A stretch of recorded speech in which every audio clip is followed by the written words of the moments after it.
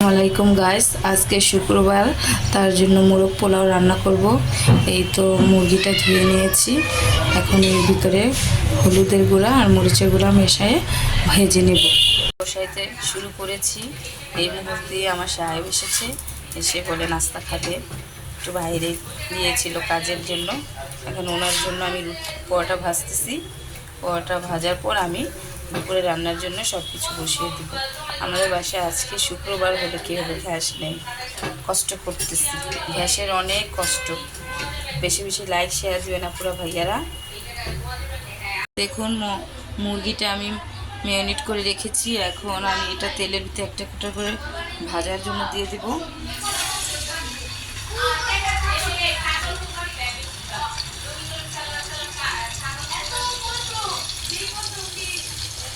দেখুন দেখুন আমাদের মুরগি ভাজা হয়ে গেছে। এখন আমি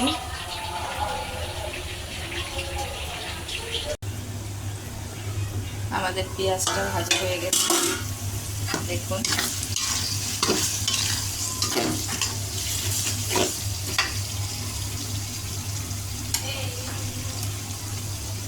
এখন আমি এর ভিতরে আদা বাটা রসুন বাটা দিয়ে দিব।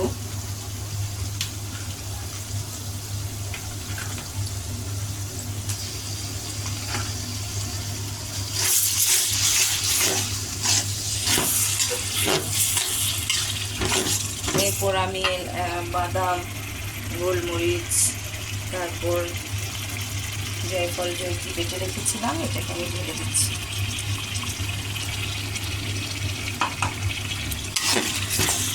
পানি দিয়ে আমি এটাকে জিরা বাটা সব দিয়ে আমি একসাথে ধনিয়া পাতি সব আমি একসাথে মিক্সচার করে উলু কেটে রেখেছি। এখন আমি এটাকে কষাবো ভালোভাবে। তারপরে আমি একটু পানি ঢালবো, এর সাথে একটু লাল গুঁড়ো মরিচ ঢালবো। এই দেখুন সব হচ্ছে। এর ভিতরে একটু গুঁড়ো মশলা ঢেলে দিলাম, লাল মরিচের। ভালো করে কষিয়ে নেব। এরপর এর ভিতরে আমি মুরগিটা ঢেলে দেব। দেখুন মশলাটা হয়ে গেছে। আমি এর ভিতরে এখন মুরগিটা ঢেলে দেব।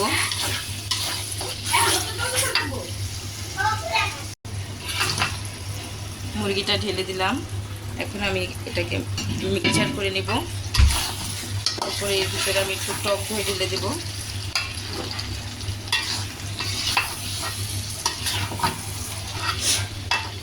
দেখুন এর ভিতরে আমি একটু টক দই ঢেলে দিলাম।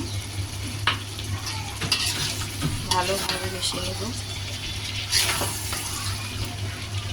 হোক, এখন দেখুন এই যে আমি চালের জন্য পানি বসিয়েছি, লবণ দিয়ে এটাকে একটু গরম করে নেব। আলুটাও ঢেলে দিলাম।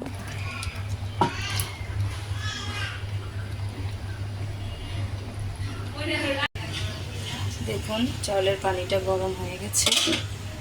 এখন এর ভিতরে আমি পোলা চালটা ঢেলে দেব। পোলা চালটা ঢেলে দিচ্ছি। কাঁচা আদা পাকা হয়ে গেলে তারপরে আমি এটাকে নামিয়ে ফেলব। কাঁচা আদা পাকা হলে আমি এটাকে নামিয়ে ফেলব। দেখবো মুরগিটা কি অবস্থা। ঢাকনাটা সরিয়ে এখন মুরগিটাকে নাড়া দিব। দেখুন মুরগি বলক এসে গেছে। এই যে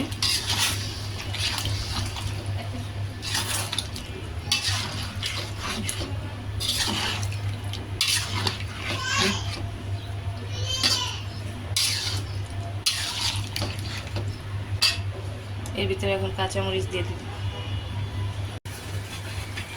আমার মোরগ পোলাওর মাংসটা হয়ে গেছে। দেখুন তেলটাও ভেসে উঠেছে। এখন আমি চালটা যে সিদ্ধ দিয়েছি ওটাকে নামিয়ে ফেলবো, আর এটার চুলাটা আমি বন্ধ করে দিব। তারপর দুটো পরিবেশন করব। দেখুন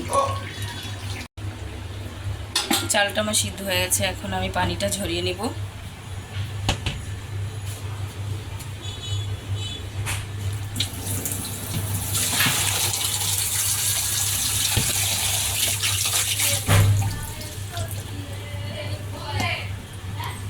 তারপরে এর ভিতরে আমি মাংসগুলি ঢেলে দিব।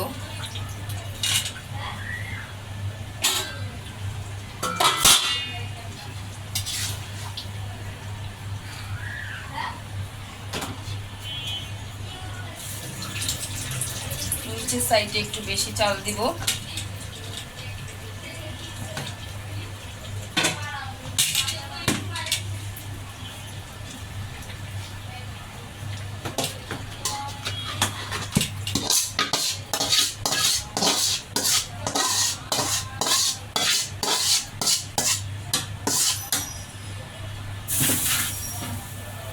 আমি সবগুলো মিক্স করে নিব।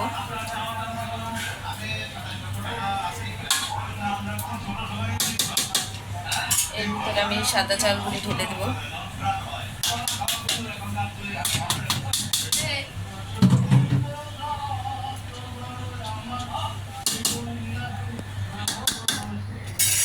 একটু আমি রংটা ঢেলে দেব, তারপর একটু দুধ দিয়ে দিব, কাঁচা দুধ।